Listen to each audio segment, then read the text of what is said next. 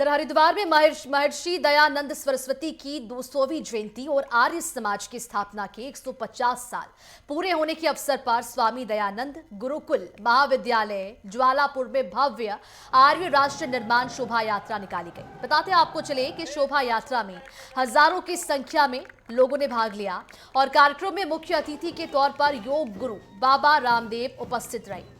यात्रा जो है वो स्वामी दयानंद गुरुकुल से हड़की पैरी तक चली। इसमें अनुयायी, विद्यार्थी, साधु संत तथा स्थानीय लोग शामिल रहे। बाबा रामदेव ने कहा कि महर्षि दयानंद ने सत्य और सनातन धर्म का मार्ग दिखाकर समाज को अनेक प्रकार की गुलामियों से मुक्त करवाया।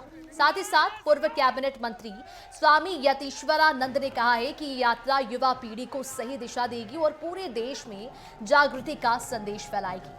आयोजकों ने बताया यह भी है कि भविष्य में देश भर में ऐसे कई कार्यक्रमों का आगे भी आयोजन किया जाएगा। पूरे देश और दुनिया में जहाँ भी वैदिक परंपरा के लोग, आर्य समाज की मान्यता के लोग रहते हैं, वहाँ सभी जगह पर आर्य समाज के 150 साल पूरे होने के उपलक्ष्य में और स्वामी दयानंद जी की 200 जन्म जयंती के उपलक्ष्य में सब जगह बड़े बड़े शोभा यात्रा निकाली गई है।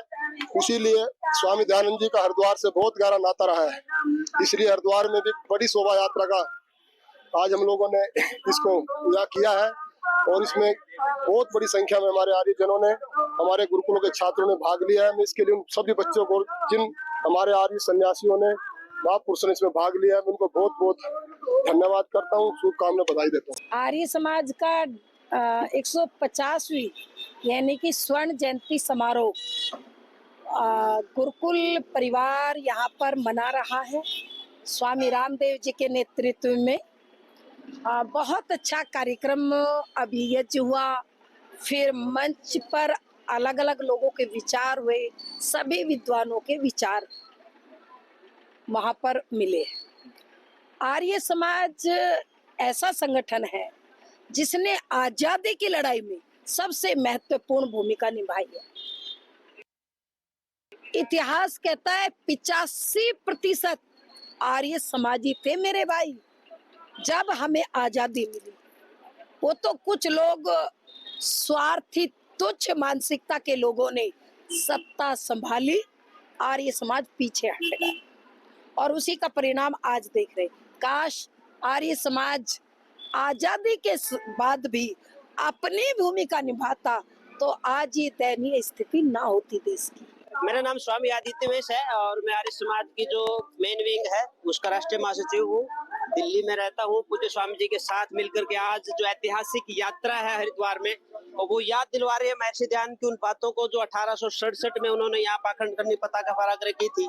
दोबारा से उन्हीं मान्यताओं की पुनर्स्थापना, वेद के विचारों की पुनर्स्थापना और ऋषि के सिद्धांत और वेद के सिद्धांतों की पुनर्स्थापना का जो प्रयास है उसको लेकर के आज का ये नौजवान आप देख रहे हैं सड़कों पे 20,000 से ज्यादा युवा आज हरिद्वार की सड़कों पे हैं।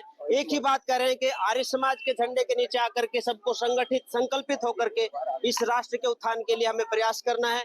देश में चाहे नशाखोरी है, चाहे अश्लीलता है, चाहे बेटियों पर अत्याचार है, ये सारे बंद हो और एक स्वस्थ समाज जो है वो बने, ताकि राष्ट्र जो है पुनः विश्व गुरु बन सके। बिल्कुल हो सकता है, क्योंकि वेद मनुर्भाव की बात कहता है, वो हिंदू, मुसलमान, सिख, ईसाई बनने की बात नहीं कहता है, मनुर्भाव की बात कहता है। और जब हम मनुष्य बनते हैं, मानवता की ओर बढ़ते हैं, तभी हम कहीं ना कहीं बड़े शिखर की ओर, ऊंचाइयों की ओर बढ़ने के लिए अग्रसर होते हैं।